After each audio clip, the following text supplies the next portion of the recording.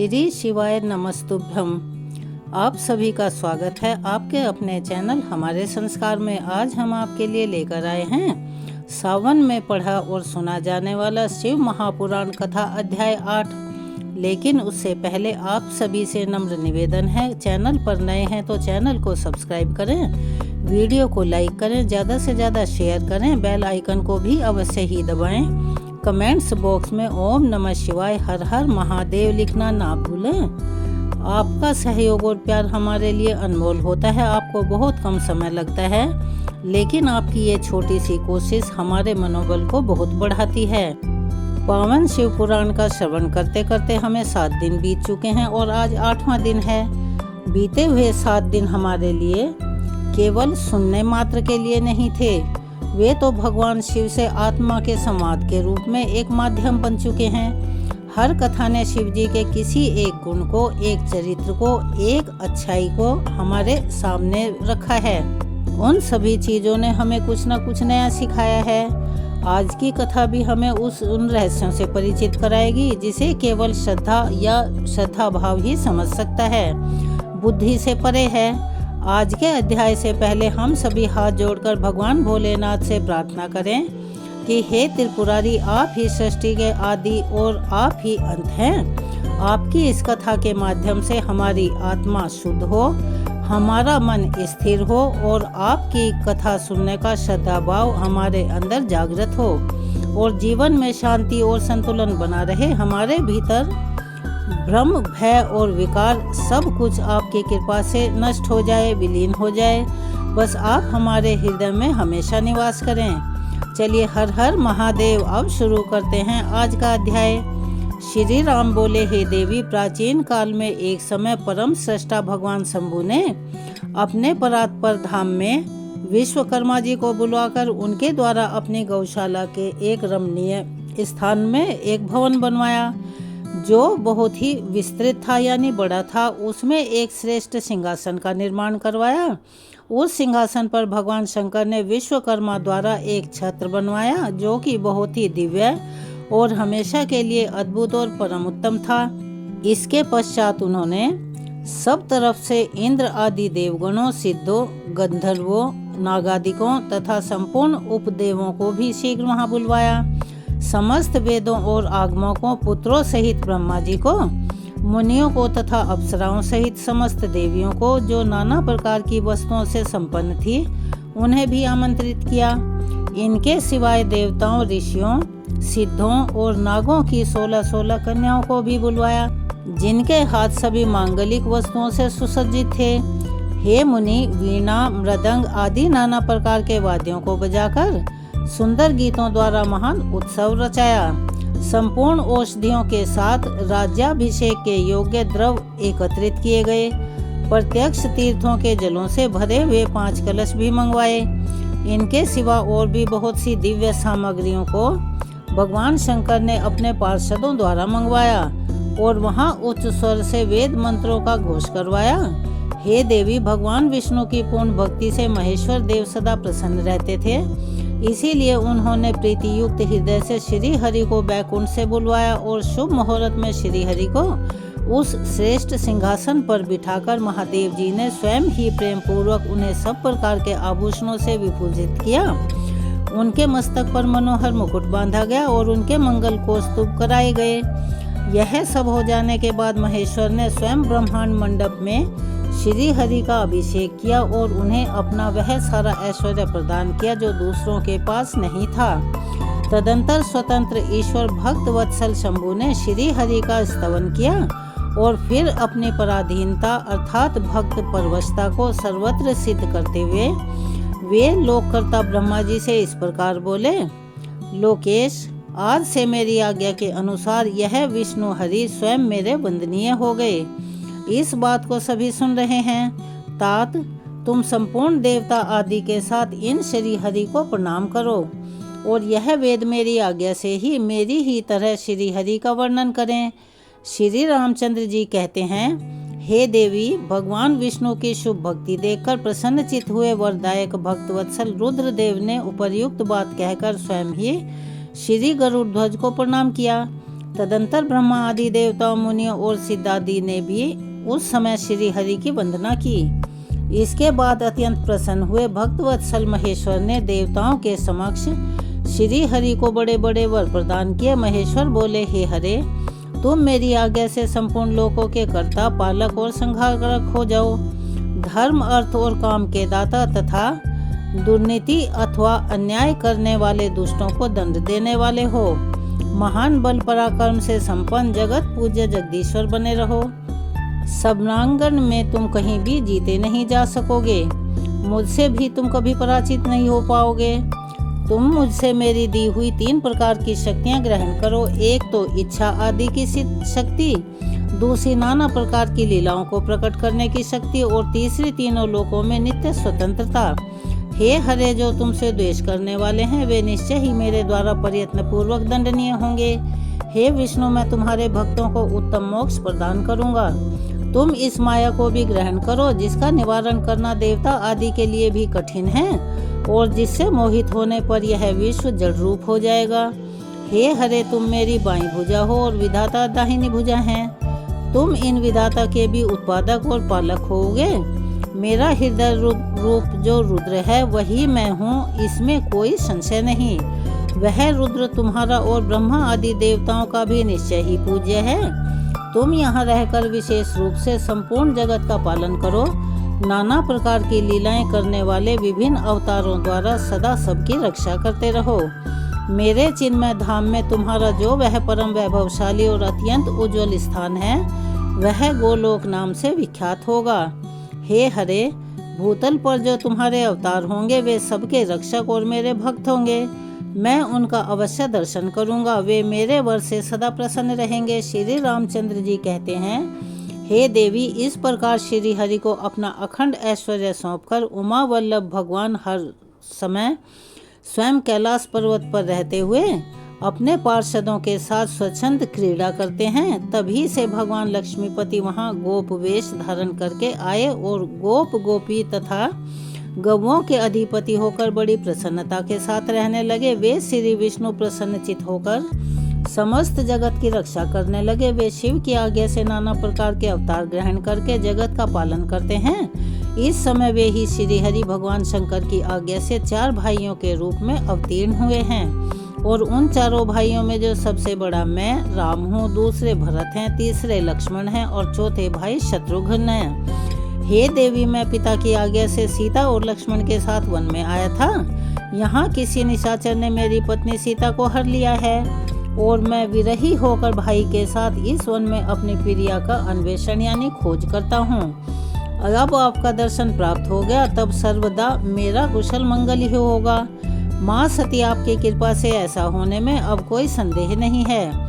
हे देवी, निश्चय ही आपकी ओर से मुझे सीता की प्राप्ति विषयक वर प्राप्त होगा और आपके अनुग्रह से उस दुख देने वाले पापी राक्षस को मारकर मैं सीता को अवश्य प्राप्त करूंगा। आज मेरा महान सौभाग्य है जो आप दोनों ने मुझ पर कृपा की। जिस पर आप दोनों दयालु हो जाएं वह पुरुष धन्य और श्रेष्ठ है। इस प्रकार बहुत सी बातें कहकर कल्याणमयी देवी सती को प्रणाम करके रघुकुल शिरोमणि श्री राम उनकी आज्ञा से उस वन में विचरने लगे। पवित्र हृदय वाले श्री राम की यह बात सुनकर देवी सती मन ही मन शिव भक्ति परायण रघुनाथ जी की प्रशंसा करती हुई बहुत खुश हुई, पर अपने कर्म को याद करके उनके मन में बड़ा शोक हुआ। उनकी अंग कांति फीकी पड़ गई। वे उदास होकर शिव जी के पास लौटी। मार्ग में जाती हुई देवी सती बारंबार चिंता करने लगी कि मैंने भगवान शिव की बात नहीं मानी, यह बड़े दुर्भाग्य की बात है, और श्री राम के प्रति कुत्सित बुद्धि कर ली।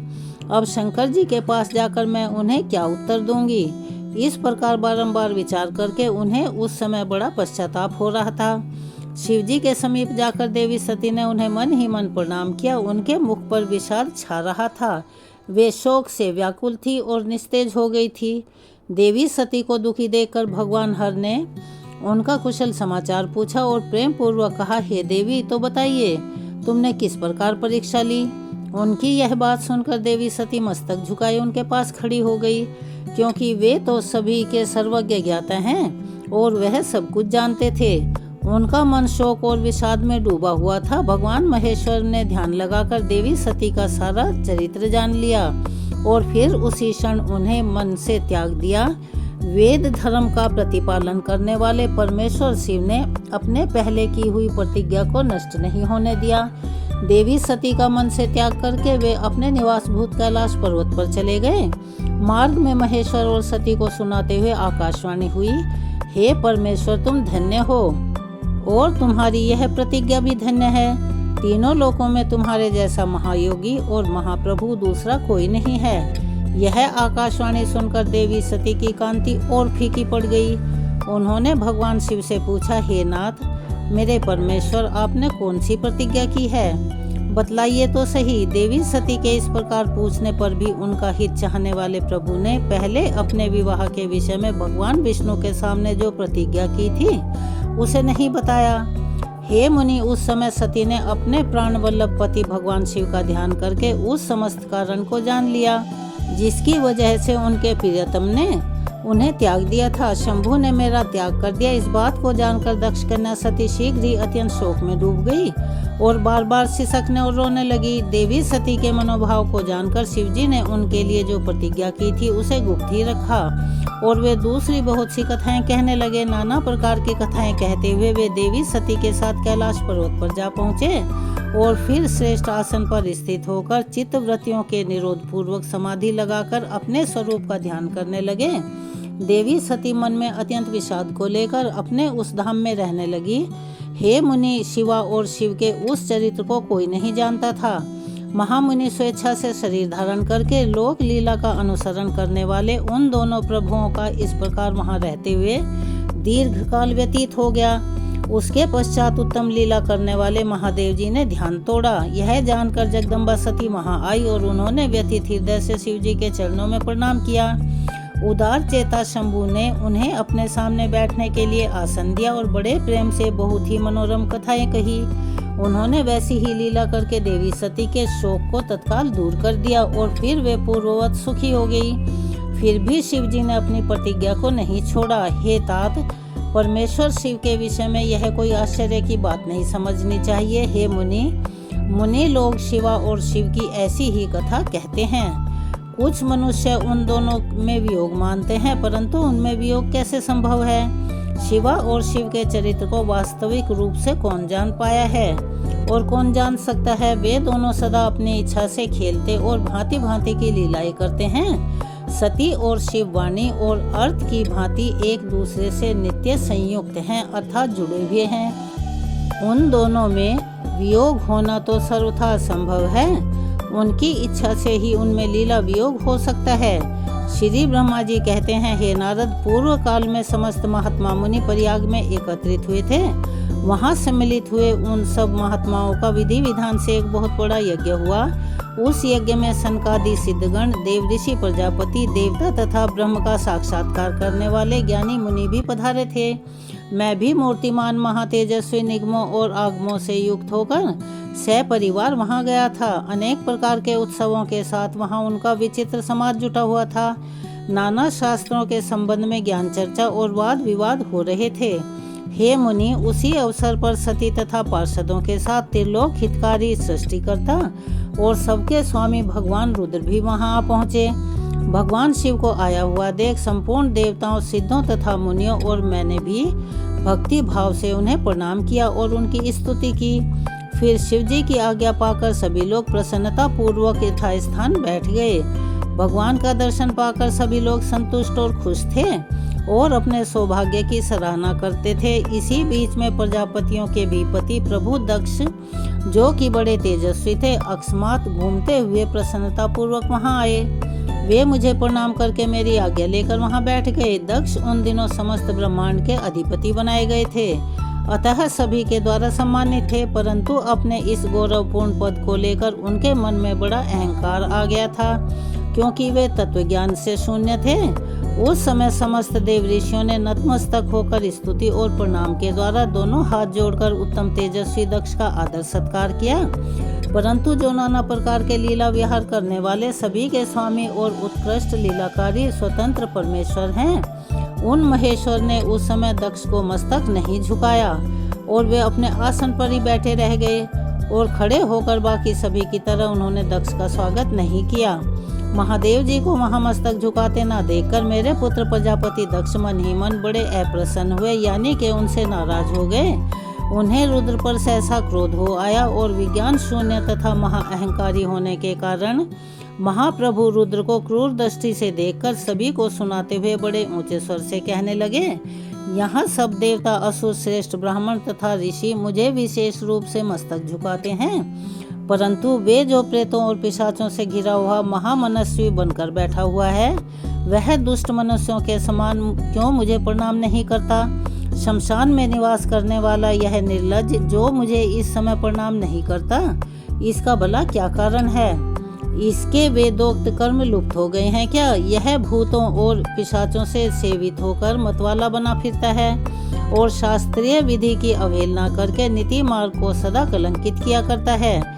इसके साथ रहने वाले या इसका अनुसरण करने वाले लोग पाखंडी, दुष्ट, पापाचारी तथा ब्राह्मण को देकर उदंडता पूर्वक उसकी निंदा करने वाले होते हैं। यह स्वयं ही स्त्री में आसक्त रहने वाला तथा रति कर्म में ही दक्ष है, अतः मैं इसे श्राप देने को तैयार हुआ हूँ। यह रुद्र चारों वर्णों से पृथक और कुरूप है, इसे यज्ञ से बहिष्कृत कर दिया जाए। यह शमशान में निवास करने वाला तथा उत्तम कुल और जन्म से हीन है, इसीलिए देवताओं के साथ यह यज्ञ में कभी भाग ना पाए।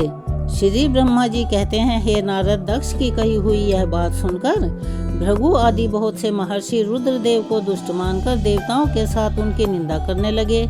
दक्ष की बात सुनकर नंदी को बड़ा रोष हुआ, उनके नेत्र चंचल हो उठे और वे दक्ष को श्राप देने के विचार से तुरंत उठ खड़े हुए। तब नंदीश्वर ने कहा, अरे महामूढ़, दुष्ट बुद्धि शठ दक्ष, तूने मेरे स्वामी महेश्वर को यज्ञ से बहिष्कृत क्यों कर दिया? जिसके स्मरण मात्र से यज्ञ सफल और तीर्थ पवित्र हो जाते हैं, उन्हीं महादेव जी को तूने श्राप कैसे दे दिया? रे दुर्बुद्धि दक्ष, तूने ब्राह्मण जाति की चपलता से प्रेरित होकर इन रुद्रदेव को व्यर्थ ही श्राप दे डाला है। महाप्रभु रुद्र सर्वथा निर्दोष हैं, फिर भी तूने व्यर्थ इनका उपहास किया है। हे ब्राह्मण धम, जिन्होंने इस जगत की सृष्टि की, जो इसका पालन करते हैं और अंत में जिनके द्वारा इसका संहार होगा, उन्हें इन महेश्वर रूप को तूने श्राप कैसे दे दिया? नंदी के इस प्रकार फटकारने पर प्रजापति दक्ष रोष से आग बबूला हो गए और उन्हें श्राप देते हुए बोले, अरे रुद्रगणों, तुम सब लोग वेद से बहिष्कृत हो जाओ, वैदिक मार्ग से भ्रष्ट तथा महर्षियों द्वारा परित्यक्त होकर पाखंडवाद में लग जाओ और शिष्टाचार से दूर रहो। सिर पर जटाजूट और शरीर में भस्म और हड्डियों के आभूषण धारण करके मद्यपान में आसक्त रहो। जब दक्ष ने शिव के पार्षदों को इस प्रकार श्राप दे डाला, तब उस श्राप को सुनकर शिव जी के प्रिय भक्त नंदी अत्यंत क्रोध के वशीभूत हो गए।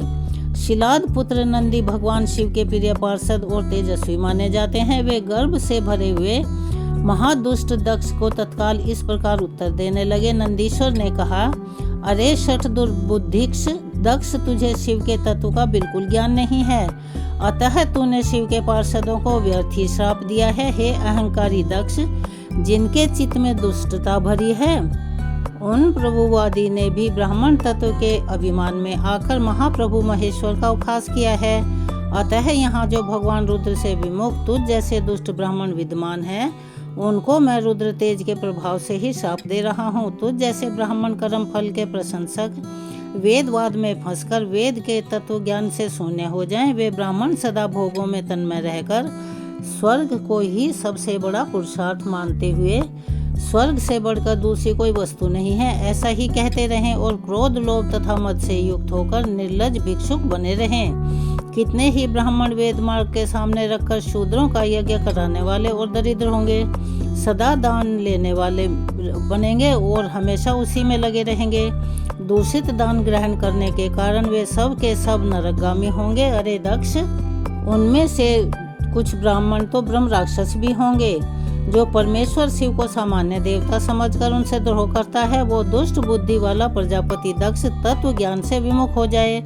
यह विषय सुख की इच्छा से कामना रूपी कपट से युक्त धर्म वाले गृहस्थाश्रम में आसक्त रहकर कर्म कांड का तथा कर्म फल की प्रशंसा करने वाले सनातन वेदवाद का ही विस्तार करता रहे, इसका आनंददायी मुख नष्ट हो जाए।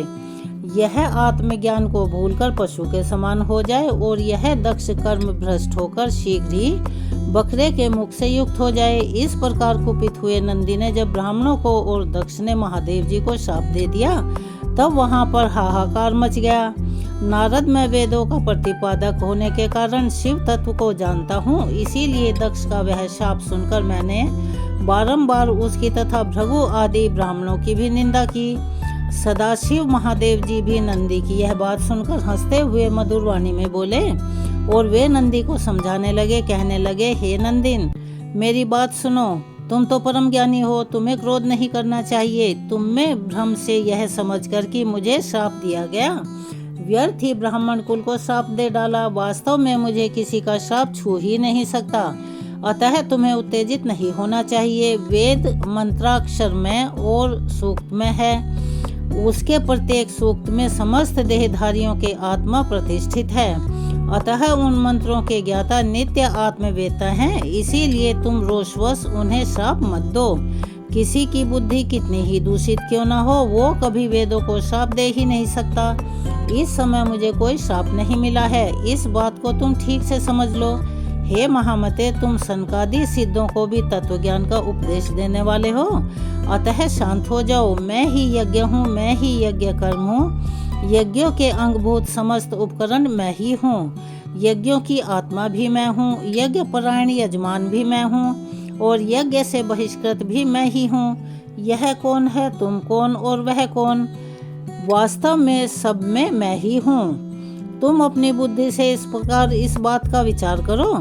तुमने ब्राह्मणों को बेकार ही श्राप दे डाला है। हे महामते नंदीन, तुम तत्व ज्ञान के द्वारा प्रपंच रचना का बोध करके आत्मनिष्ठ ज्ञानी और क्रोध आदि से शून्य हो जाओ। ब्रह्मा जी कहते हैं, हे नारद, भगवान शंभु के इस प्रकार समझाने पर नंदिकेश्वर विवेक परायण होकर क्रोध रहित होकर शांत हो गए। भगवान शिव भी अपने प्राणप्रिय पार्षद नंदी को शीघ्र ही तत्व का बोध कराकर प्रमथ गणों के साथ वहां से प्रसन्नता पूर्वक अपने स्थान को चल दिए।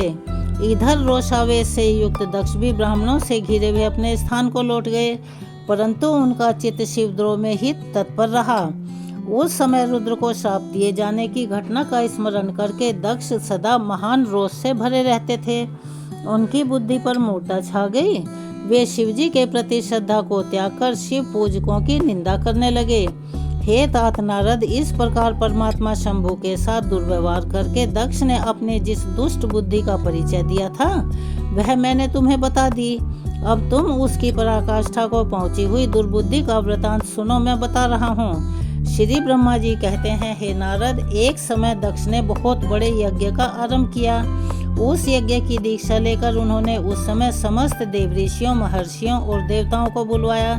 वे सभी उस यज्ञ में पधारे। अगस्त, कश्यप, अत्रि, वामदेव, भृगु, दधीचि, भगवान व्यास, भरद्वाज, गौतम, पैल, पराशर, गर्ग, भार्गव, कुकुश, सित, सुमंतु, त्रिक, कंक और वैशंपायन, यह तथा बहुत बहुसंख्यक मुनि अपने स्त्री पुरुषों के साथ मेरे पुत्र दक्ष के यज्ञ में हर्षपूर्वक सम्मिलित हुए। इनके सिवाय समस्त देवगण, महान अभ्युदयशाली लोकपाल गण और सभी उपदेवता अपनी उपकारक सैन्य शक्ति के साथ वहां पधारे थे। दक्ष ने प्रार्थना करके सदल बल मुझ विश्व सृष्टा ब्रह्मा को भी सत्यलोक से बुलवाया था। इसी तरह भांति भांति के सादर प्रार्थना करके बैकुंठ लोक से भगवान विष्णु भी उस यज्ञ में बुलवाए गए थे। शिवद्रोही दुरात्मा दक्ष ने उन सब का बड़ा सत्कार किया। विश्वकर्मा ने अत्यंत दीप्तिमान, विशाल और बहुमूल्य दिव्य भवन बनाए थे। दक्ष ने वे ही भवन सभागत अतिथियों को ठहरने के लिए दिए। सभी लोग सम्मानित हो उन संपूर्ण भवनों में यथा योग्य स्थान पाकर ठहरे हुए थे। दक्ष का वह महायज्ञ उस समय कनखल नामक तीर्थ में हो रहा था। उसमें दक्ष ने भृगु आदि तपोधनों को ऋत्वज बनाया। संपूर्ण मरुदगणों के साथ स्वयं भगवान विष्णु उसके अधिष्ठाता थे। मैं वेद त्रयी की विधि को दिखाने या बताने वाला ब्रह्मा बना था। इसी तरह संपूर्ण दिक्पाल आपने आयुधों और परिवारों के साथ द्वारपाल और रक्षक बने थे और सदा कौतूहल पैदा करते थे। स्वयं यज्ञ सुंदर रूप धारण करके दक्ष के उस यज्ञ मंडल में उपस्थित था। महामुनियों में श्रेष्ठ सभी महर्षि स्वयं वेदों के धारण करने वाले हुए थे। अग्नि ने भी उस यज्ञ महोत्सव में शीघ्र ही भविष्य ग्रहण करके अपने सहस्त्रों रूप प्रकट किए थे। वहाँ 88,000 ऋत्वेश एक साथ हवन करते थे, 64,000 देव ऋषि उद्गाता थे, अदर्व्यु और होता भी उतने ही थे। नारद आदि देव ऋषि और सप्तऋषि पृथक पृथक गायगान में लगे हुए थे। दक्ष ने अपने उस महायज्ञ में गंधर्वों, विद्याधरों, सिद्धों, 12 आदित्यों, उनके गणों, यज्ञों तथा नागों, लोक में विचरने वाले समस्त नागों का भी बहुत बड़ी संख्या में वर्ण किया था। ब्रह्म ऋषि, राज ऋषि और देव ऋषियों के समुदाय तथा बहुसंख्यक नरेश भी उसमें आमंत्रित थे, जो अपने मंत्री, मित्रों और सेनाओं के साथ वहां पधारे हुए थे। यजमान दक्ष ने उस यज्ञ में वसु आदि समस्त गण देवताओं का भी वर्ण किया था। कौतुक और मंगलाचार करके जब दक्ष ने यज्ञ की दीक्षा ली, तब उनके लिए बारंबार स्वस्ति वाचन किया जाने लगा। तब वे अपनी पत्नी के साथ बड़ी शोभा पाने लगे। इतना सब करने पर भी दुरात्मा दक्ष ने उस यज्ञ में भगवान शंभु को आमंत्रित नहीं किया। उनकी दृष्टि में कपालधारी होने के कारण वे निश्चय ही यज्ञ में भाग पाने के योग्य नहीं थे।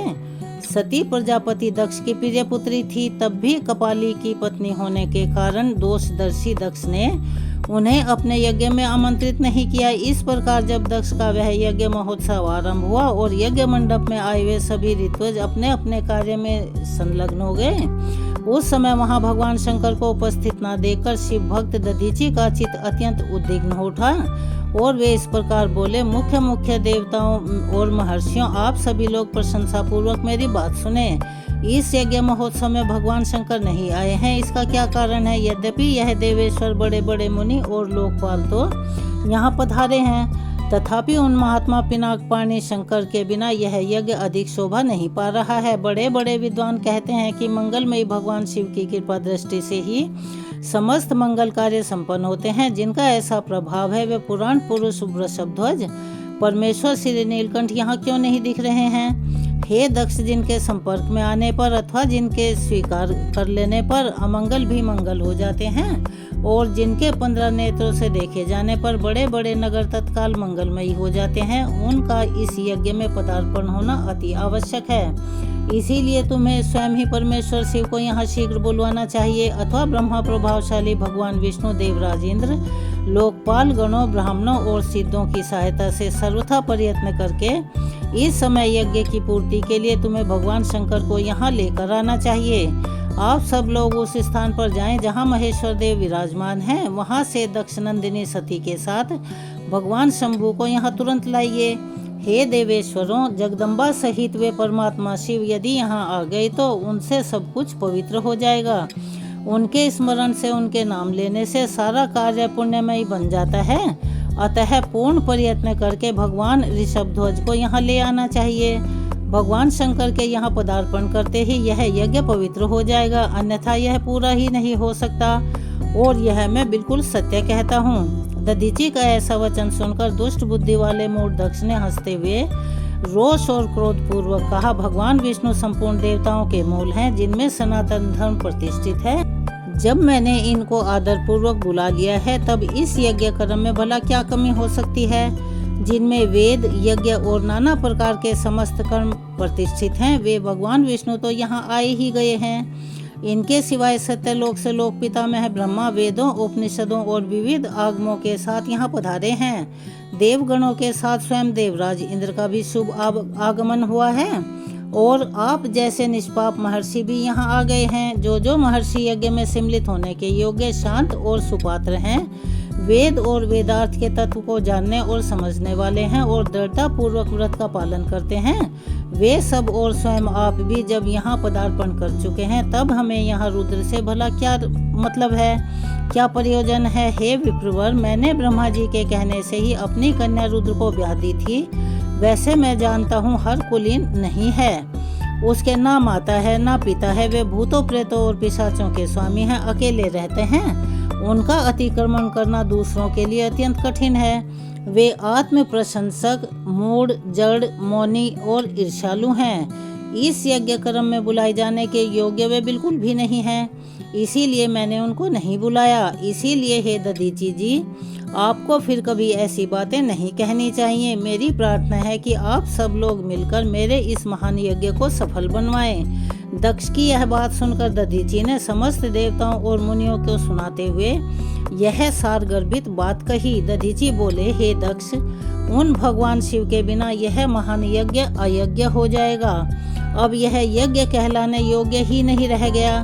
विशेषतया इस यज्ञ में तुम्हारा विनाश हो जाएगा। ऐसा कहकर दधीची जी दक्ष की यज्ञशाला से अकेले ही निकल गए और तुरंत अपने आश्रम को चल दिए। उसके पश्चात जो मुख्य शिव भक्त और शिव जी के मत का अनुसरण करने वाले थे, वे भी दक्ष को वैसा ही श्राप देकर तुरंत वहां से निकल गए और अपने आश्रमों को चले गए। मुनि दधीची तथा दूसरे ऋषियों के उस यज्ञ मंडप से निकल जाने पर दुष्ट बुद्धि शिवद्रोही दक्ष ने उन मुनियों का उपहास करते हुए कहा, जिन्हें शिव ही प्रिय है, वे नाम मात्र के ब्राह्मण दधीची चले गए। उन्हीं के समान जो दूसरे थे वे भी मेरी यज्ञशाला से निकल गए। यह तो बड़ी शुभ बात हुई। मुझे सदा यही अभीष्ट है। देवेश, देवताओं और मुनियों में सत्य कहता हूँ, जिनके चित्त की विचार शक्ति नष्ट हो गई है, जो मंदबुद्धि हैं और मिथ्यावाद में लगे हुए हैं, ऐसे वेद बहिष्कृत दुराचारी लोगों को यज्ञ कर्म में त्याग ही देना चाहिए। विष्णु आदि आप सब देवता और ब्राह्मण वेदवादी हैं, अतः मेरे इस यज्ञ को शीघ्र ही सफल बनाओ। श्री ब्रह्मा जी कहते हैं, दक्ष की यह बात सुनकर शिव जी की माया से मोहित हुए समस्त देव ऋषि उस यज्ञ में देवताओं का पूजन और हवन करने लगे। हे मुनेश्वर नारद, इस प्रकार उस यज्ञ को जो श्राप मिला था उसका वर्णन किया गया। अब यज्ञ के विध्वंसी घटना को बताया जाता है, उसे भी आदर पूर्वक सुनो। श्री ब्रह्मा जी कहते हैं, हे नारद, जब देव ऋषिगण बड़े उत्साह और हर्ष के साथ दक्ष के यज्ञ में जा रहे थे, उसी समय दक्ष कन्या देवी सती गंधमादन पर्वत पर चंदोवे से युक्त धारक गृह में सखियों से घिरी हुई भांति भांति की उत्तम क्रीड़ाएं कर रही थी। प्रसन्नता पूर्वक क्रीड़ा में लगी हुई देवी सती ने उस समय रोहिणी के साथ यज्ञ में जाते हुए चंद्रमा को देखा। देखकर वे अपनी हितकारिणी प्राण प्यारी श्रेष्ठ सखी विजया से बोली, मेरी सखियों में श्रेष्ठ प्राण प्रिय विजय, जल्दी आकर पूछ तो यह चंद्रदेव रोहिणी के साथ कहाँ जा रहे हैं। सती के इस प्रकार आज्ञा देने पर विजया तुरंत उनके पास गई और उनसे यथोचित शिष्टाचार करके पूछा, हे चंद्रदेव, आप कहाँ जा रहे हो। विजय का यह प्रश्न सुनकर चंद्रदेव ने अपनी यात्रा का उद्देश्य आदरपूर्वक बताया।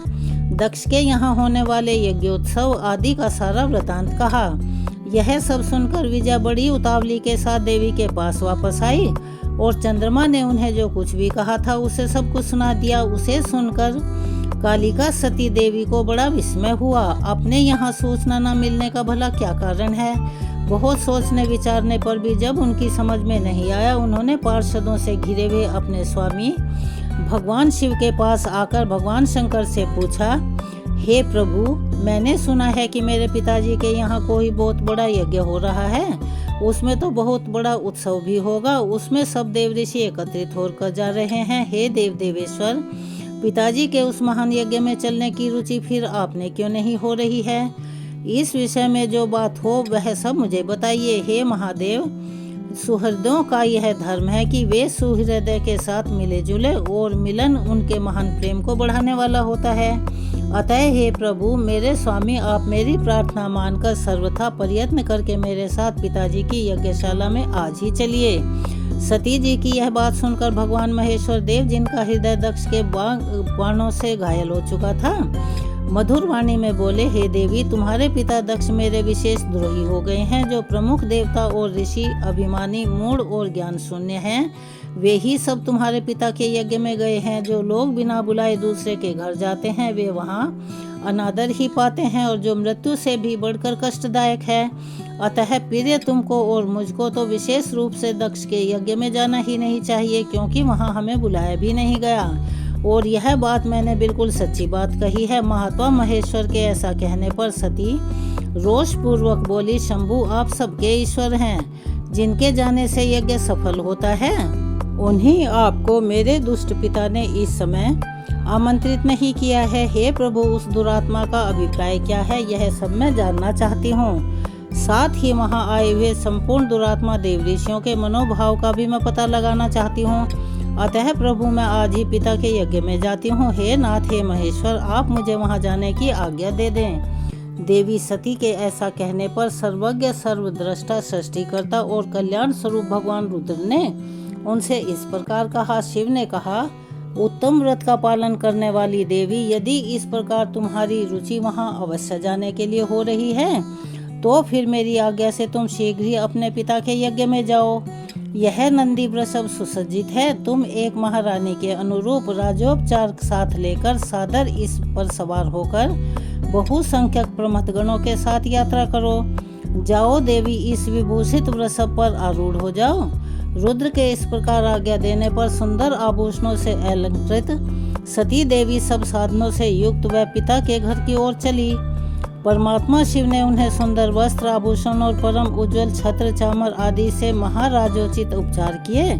भगवान शिव की आज्ञा से 60,000 रुद्रगण बड़ी प्रसन्नता और महान उत्साह के साथ कौतूहल पूर्वक सती के साथ गए। उस समय वहां यज्ञ के लिए यात्रा करते समय सब और महान उत्सव होने लगा। महादेव जी के गणों ने शिवप्रिया सती के लिए वहां बड़ा भारी उत्सव रखा। वे सभी गण कौतूहलपूर्ण कार्य करने लगे और सती और शिव के यश को गाने लगे। शिव जी के प्रिय और महान वीर प्रमथगण प्रसन्नता पूर्वक उछलते कूदते चल रहे थे। जगदम्बा के यात्रा काल में सभी प्रकार से बड़ी भारी शोभा हो रही थी। उस समय जो सुखद जय जयकार आदि का शब्द प्रकट हुआ, उससे तीनों लोग गूंज उठे। श्री ब्रह्मा जी कहते हैं, हे नारद, दक्ष कन्या सती उस स्थान पर गई जहाँ वह महान प्रकाश से युक्त यज्ञ हो रहा था। वहाँ देवता, असुर और मुनि आदि के द्वारा कौतूहलपूर्ण कार्य हो रहे थे। सती ने वहाँ अपने पिता के भवन को नाना प्रकार की आश्चर्यजनक वस्तुओं से संपन्न, उत्तम प्रभा से परिपूर्ण, मनोहर तथा देवताओं और ऋषियों के समुदाय से भरा हुआ देखा। देवी सती भवन के द्वार पर जाकर खड़ी हो गई और अपने वाहन नंदी से उतरकर अकेली ही शीघ्रता पूर्वक यज्ञशाला के भीतर चली गई। सती को आई देख उनकी यशस्विनी माता अस्किनी अर्थात वीरनी ने और बहनों ने उनका यथोचित आदर सत्कार किया, परंतु दक्ष ने उन्हें देखकर कुछ भी आदर नहीं किया और उन्हीं के भय से शिवजी की माया से मोहित हुए दूसरे लोग भी उनके प्रति आदर का भाव नहीं दिखा सके। हे मुनि, सब लोगों के द्वारा तिरस्कार प्राप्त होने से सती देवी को बड़ा विस्मय हुआ। तब भी उन्होंने अपने माता पिता के चरणों में मस्तक झुकाया। उस यज्ञ में सती, विष्णु आदि देवताओं के भाग देखे, परंतु शंभु का भाग उन्हें कहीं नहीं दिखा। तब सती ने दुस्सह क्रोध प्रकट किया। वे अपमानित होने पर भी रोष से भरकर सभी लोगों की ओर क्रूर दृष्टि से देखती और दक्ष को जलाती हुई कहने लगी, प्रजापति, आपने परम मंगलकारी भगवान शिव को इस यज्ञ में क्यों नहीं बुलाया, जिनके द्वारा यह संपूर्ण चराचर जगत पवित्र होता है, जो स्वयं ही यज्ञ वेताओं में श्रेष्ठ, यज्ञ के अंग, यज्ञ की दक्षिणा और यज्ञ करता यजमान हैं। उन भगवान शिव के बिना यज्ञ की सिद्धि भला कैसे हो सकती है। अहो, जिनके स्मरण मात्र से सब कुछ पवित्र हो जाता है, उन्हीं के बिना किया हुआ यह सारा यज्ञ अपवित्र हो जाएगा। द्रव्य, मंत्र आदि, हव्य और कव्य, यह सब जिनके स्वरूप हैं, उन्हीं भगवान शिव के बिना इस यज्ञ का आरंभ कैसे किया गया। क्या आपने भगवान शिव को सामान्य देवता समझकर उनका अनादर किया है। आज आपकी बुद्धि भ्रष्ट हो गई है, इसीलिए आप पिता होकर भी मुझे अधम जच रहे हैं। अरे, यह विष्णु और ब्रह्मा आदि देवता तथा मुनि अपने प्रभु भगवान शिव के बिना आए हुए इस यज्ञ में भला कैसे चले आए। ऐसा कहने के बाद शिव स्वरूपा परमेश्वरी सती ने भगवान विष्णु, ब्रह्मा, इंद्र आदि सभी देवताओं और समस्त ऋषियों को कड़े शब्दों से फटकारते हुए कहा। श्री ब्रह्मा जी कहते हैं, हे नारद, इस प्रकार क्रोध से भरी हुई जगदम्बा सती ने वहाँ व्यथित हृदय से अनेक प्रकार की बातें कही। श्री विष्णु आदि समस्त देवता और मुनि जो वहाँ उपस्थित थे, सती की बात सुनकर चुप रह गए। अपनी पुत्री के ऐसे वचन सुनकर कुपित हुए दक्ष ने सती की ओर क्रूर दृष्टि से देखा और इस प्रकार कहा, भद्रे, तुम्हारे कहने से बहुत क्या लाभ। इस समय यहाँ तुम्हारा कोई काम नहीं है, तुम जाओ या ठहरो, यह तुम्हारी इच्छा है। तुम यहाँ आई ही क्यों। समस्त विद्वान जानते हैं कि तुम्हारे पति शिव अमंगल रूप हैं, वे कुलीन भी नहीं हैं। वेद से बहिष्कृत हैं और भूतों प्रेतों और पिशाचों के स्वामी हैं। वे बहुत ही कुवेश धारण किए रहते हैं, इसीलिए रुद्र को इस यज्ञ में नहीं बुलवाया गया। बेटी, मैं रुद्र को अच्छी तरह जानता हूँ, अतः जानबूझ कर ही मैंने देव ऋषियों की सभा में उन्हें आमंत्रित नहीं किया। रुद्र को शास्त्र के अर्थ का ज्ञान नहीं है, वे उदंड और दुरात्मा हैं। मुझ मूढ़ पापी ने ब्रह्मा जी के कहने से उनके साथ तुम्हारा विवाह कर दिया था। अतः हे सुचिस्मते, तुम क्रोध छोड़कर शांत हो जाओ। इस यज्ञ में तुम आ रही ही गई हो तो स्वयं अपना भाग ग्रहण करो। दक्ष के ऐसा कहने पर उनकी त्रिभुवन पूजिता पुत्री सती ने शिवजी की निंदा करने वाले अपने पिता की ओर जब दृष्टिपात किया तब उनका रोष और भी बढ़ गया। वे मन ही मन सोचने लगी कि अब मैं शंकर जी के पास कैसे जाऊंगी। यदि शंकर जी के दर्शन की इच्छा से वहां गई और उन्होंने यह समाचार पूछा तो मैं क्या बताऊंगी।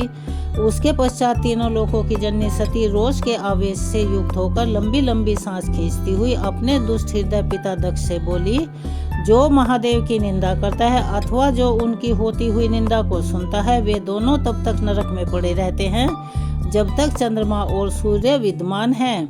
अतः हे तात, मैं अपने इस शरीर को त्याग दूंगी, जलती अग्नि में प्रवेश कर जाऊंगी। अपने स्वामी का अनादर सुनकर अब मुझे अपने इस जीवन की रक्षा से कोई लाभ नहीं। यदि कोई समर्थ हो तो वह स्वयं विशेष यत्न करके शंभु की निंदा करने वाले पुरुष की जीभ को बलपूर्वक काट डाले, तभी वह शिव निंदा श्रवण के पाप से शुद्ध हो सकता है और इसमें कोई संदेह नहीं है। और अगर कुछ करने में असमर्थ हो तो वह बुद्धिमान पुरुष को चाहिए कि वह दोनों कान बंद करके चुपचाप वहां से निकल जाए। इससे वह शुद्ध रहता है, दोष का भागी नहीं बनता, ऐसा श्रेष्ठ विद्वान कहते हैं। इस प्रकार धर्म नीति बताने पर सती को अपने जाने के कारण बड़ा भारी पश्चाताप हुआ।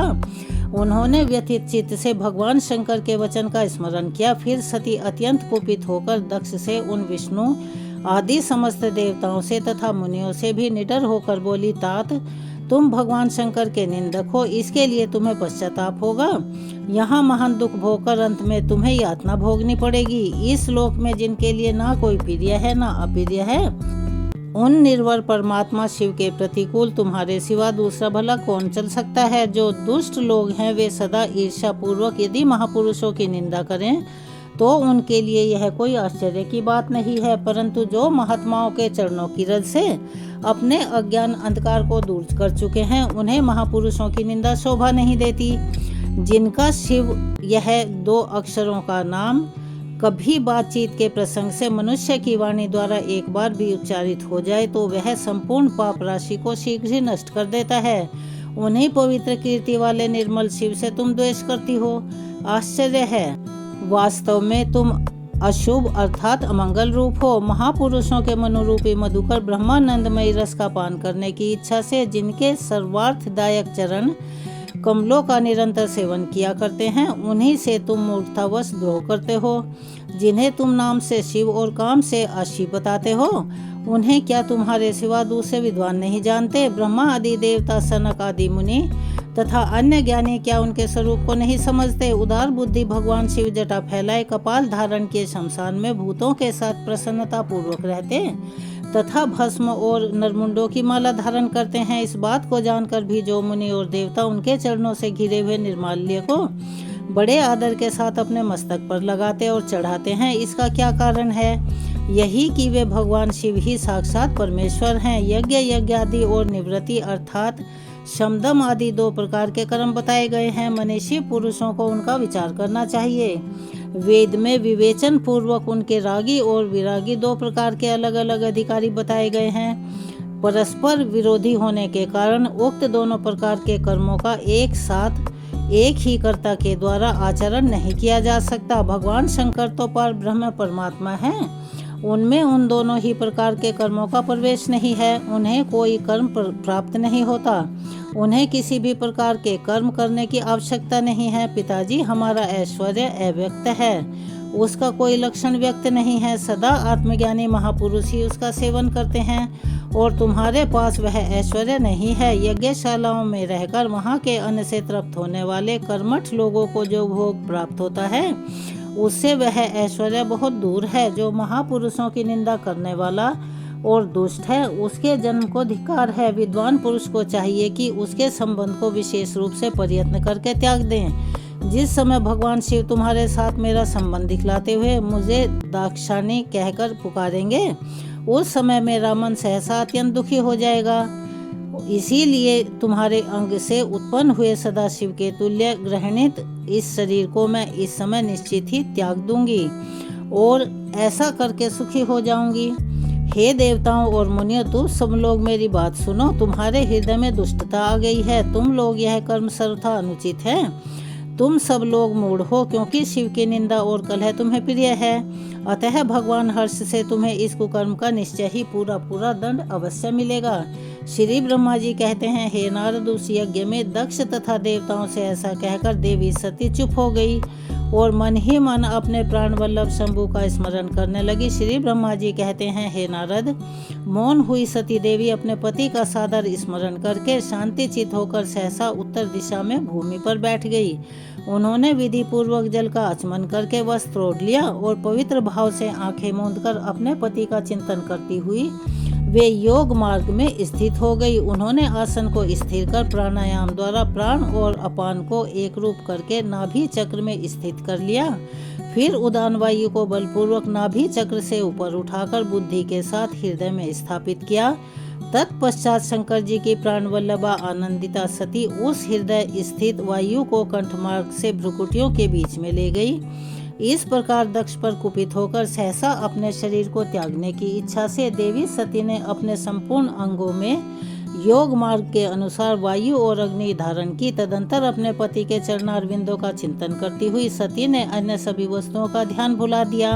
उनका चित्त योग मार्ग में स्थित हो गया था, इसीलिए वहां उन्हें पति के चरणों के अलावा और कुछ भी नजर नहीं आया। हे मुनि श्रेष्ठ, सती का निष्पाप और शरीर तत्काल गिरा और उनकी इच्छा के अनुसार योगाग्नि से जलकर उसी क्षण भस्म हो गया। उस समय वहां आए हुए देवतागण आदि ने जब यह घटना देखी तब वे बड़े जोर से हाहाकार करने लगे। उनका यह महान अद्भुत विचित्र और भयंकर हाहाकार आकाश में और पृथ्वी तल पर सब ओर फैल गया। लोग कह रहे थे, ये हाय महान देवता, भगवान शंकर की परम प्रियसी सती देवी ने किस दुष्ट के द्रव्य व्यवहार से कुपित होकर अपने प्राण त्याग दिए। अहो ब्रह्मा जी के पुत्र, इस दक्ष की बड़ी भारी दुष्टता तो देखो। सारा चराचर जगत जिनकी संतान है उसी की पुत्री सती देवी जो सदा ही मान पाने योग्य थी, उसके द्वारा ऐसे निरादरित हुई कि प्राणों से ही हाथ धो बैठी। भगवान ऋषभध्वज की प्रिया सती सदा ही सत्पुरुषों के द्वारा निरंतर सम्मान पाने की अधिकारिणी थी।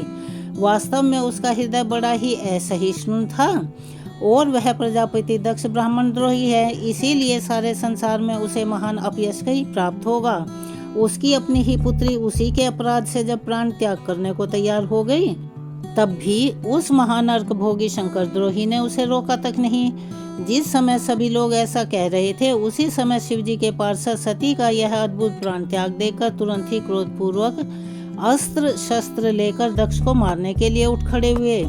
यज्ञ मंडप के द्वार पर खड़े हुए वे भगवान शंकर के समस्त 60,000 पार्षद, जो बड़े भारी बलवान थे, अत्यंत रोष से भर गए और हमें धिक्कार है, हमें धिक्कार है, ऐसा कहते हुए भगवान शंकर के गणों के वे सभी वीर युद्धपति बारंबार उच्च स्वर से हाहाकार करने लगे। हे देव ऋषि, कितने ही पार्षद तो वहां शोक से ऐसे व्याकुल हो गए कि वे अत्यंत तीखे प्राणनाशक शस्त्रों के द्वारा अपने ही मस्तक और मुख आदि अंगों पर आघात करने लगे।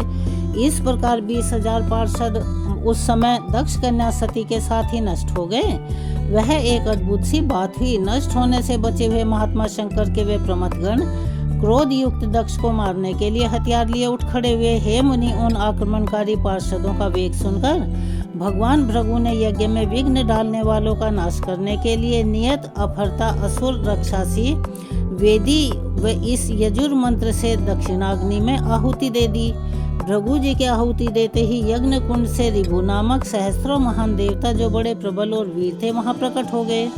मुनीश्वर उन सभी के हाथों में जलती हुई लकड़ियां थी। उनके साथ प्रमथ गणों का अत्यंत विकट युद्ध हुआ और ऐसा भयंकर युद्ध हुआ कि जो सुनने वालों के भी रोंगटे खड़े कर देने वाला था। उन ब्रह्म तेज से संपन्न महावीर ऋभुओं की सब ओर से ऐसी मार पड़ी जिससे प्रमथगण बिना अधिक प्रयास के ही भाग खड़े हुए। इस प्रकार उन देवताओं ने उन शिवगणों को तुरंत मार भगाया। यह अद्भुत सी घटना भगवान शिव की महाशक्ति इच्छा से हुई थी। यह सब देखकर ऋषि, इंद्रादि देवता, मरुदगण, विश्वदेव, अश्विनी कुमार और लोकपाल भी चुप रहे। कोई सब ओर से जाकर वहां भगवान विष्णु से प्रार्थना करते थे कि किसी तरह यह विघ्न टल जाए। वे उद्विग्न होकर बारंबार विघ्न निवारण के लिए आपस में ही सलाह करने लगे। प्रमथ गणों के नाश और भगाए जाने से जो भावी परिणाम होने वाला था, उसका भलीभांति विचार करके उत्तम बुद्धि वाले श्री विष्णु आदि देवता अत्यंत उद्विग्न हो उठे। हे मुनि, इस प्रकार दुरात्मा शंकर द्रोही ब्रह्मा बंधु दक्ष के यज्ञ में उस समय बड़ा भारी विघ्न उपस्थित हो गया। श्री ब्रह्मा जी कहते हैं, हे नारद, इसी बीच में महादक्ष तथा देवताओं आदि के सुनते हुए आकाशवाणी ने यह यथार्थ बात कही।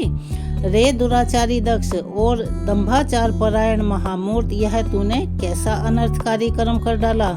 ओ मूर्ख, शिव भक्त राजा दधीची के कथन को भी तूने प्रमाणिक नहीं माना, यानी सत्य नहीं माना, जो तेरे लिए सभी प्रकार से आनंददायी और मंगलकारी था। वे ब्राह्मण देवता तुझे इस श्राप को देकर तेरी यज्ञशाला से निकल गए, तब भी तुझ मूढ़ ने अपने मन में कुछ भी नहीं समझा। उसके बाद तेरे घर में मंगलमयी सती देवी स्वतः पधारी, जो तेरी अपनी ही पुत्री थी, किंतु तूने उनका भी परम आदर नहीं किया। ऐसा क्यों हुआ?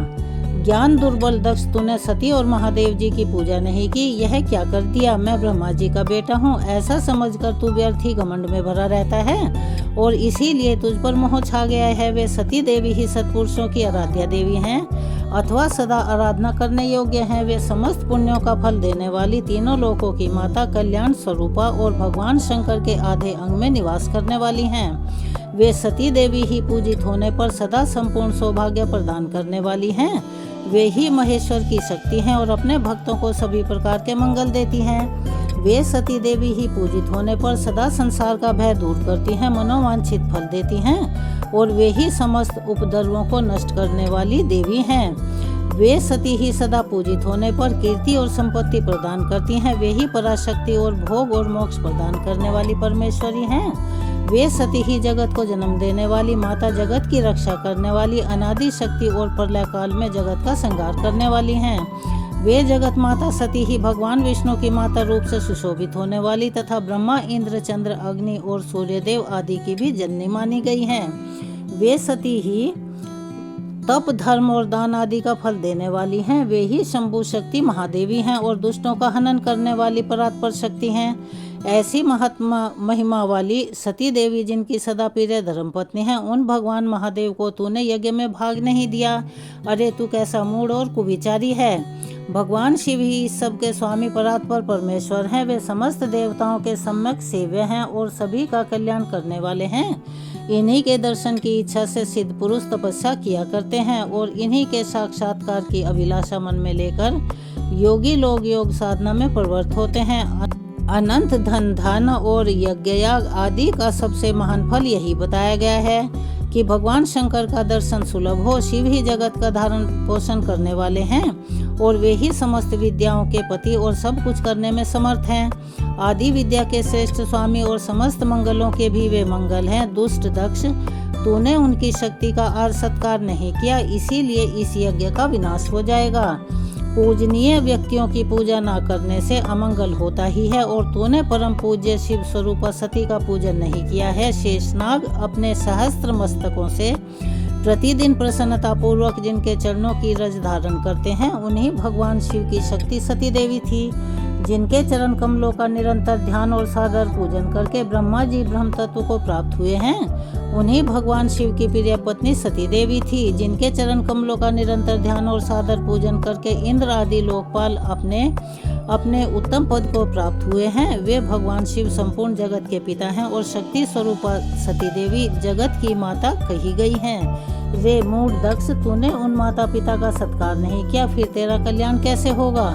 तुझ पर दुर्भाग्य का आक्रमण हो गया है रे दक्ष, और तुझ पर विपत्तियां टूट पड़ी, क्योंकि तूने उन भवानी सती और भगवान शंकर की भक्ति भाव से आराधना नहीं की। कल्याणकारी शंभु का पूजन ना करके भी मैं कल्याण का भागी हो सकता हूँ, यह तेरा कैसा घमंड है। यह दुर्भाग्यपूर्ण गर्व आज नष्ट हो जाएगा। देख, इन देवताओं में से कौन ऐसा है जो सर्वेश्वर शिव से विमुख होकर तेरी सहायता करेगा मुझे तो ऐसा कोई देवता नहीं दिख रहा। यदि देवता इस समय तेरी सहायता करेंगे तो जलती आग में खेलने वाले पतंगों के समान खुद ही नष्ट हो जाएंगे, अर्थात जल जाएंगे। आज तेरा मुंह जल जाए, तेरे यज्ञ का नाश हो जाए और जितने तेरे सहायक हैं वे भी आज शीघ्र ही जल मरें। इस दुराचारी दुरात्मा दक्ष की जो सहायता करने वाले हैं उन समस्त देवताओं के लिए आज यह शपथ है, ये तेरे अमंगल के लिए ही तेरी सहायता से विरत हो जाएं। समस्त देवता इस यज्ञ मंडप से निकलकर अपने अपने स्थान को चले जाएं, अन्यथा सभी लोगों का इस सभी प्रकार से नाश हो जाएगा। अन्य सब मुनि और नाग आदि इस यज्ञ से निकल जाएं, अन्यथा आज सभी लोगों का सर्वथा नाश हो जाएगा। हे श्री हरि और विधाता, आप लोग भी इस यज्ञ मंडप से शीघ्र ही निकल जाइए। श्री ब्रह्मा जी कहते हैं, हे नारद, संपूर्ण यज्ञशाला में बैठे हुए लोगों से ऐसा कहकर सबका कल्याण करने वाली यह आकाशवाणी मौन हो गई। आज की कथा को हम यहीं विराम देते हैं। इसके आगे की कथा हम कल अपने आने वाली वीडियो में सुनाएंगे, कृपया उसे भी अवश्य सुनिएगा। यह वीडियो थोड़ी लंबी है, फिर भी आपसे अनुरोध है कि आप इसे पूरा अवश्य सुने, क्योंकि जिस शिव के नाम में हम जितना डूबते हैं उतने ही हमें अमृत रूपी कथा का भाव प्राप्त होता है और हमारे संदेहों को मिटाता है।